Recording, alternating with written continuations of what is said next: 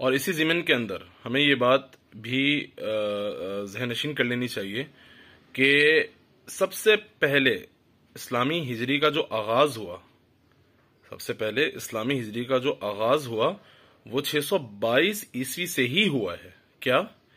इस्लामी हिजरी का बाकायदा आगाज़ वो 622 ईस्वी से हुआ है। ये बात आप ज़हन नशीन कर लीजिएगा। देखें, ये जो हमारे सेशंस होते हैं जो हम कर रहे हैं और सवालात जवाबात की शक्ल में जो है, ये बहुत मानाखेज आप लोगों के लिए है, ख़ासकर मुकाबले के इम्तिहान के लिए, इस्लामिक स्टडीज़ वालों के लिए जो CSS, SPSC या FPSC के जो पेपर्स देते हैं इस्लामिक स्टडीज़ के लिए। ये सेशंस मेरे, ये आपके लिए बहुत बहुत बहुत अहम है, इसको बेकार नहीं समझिएगा।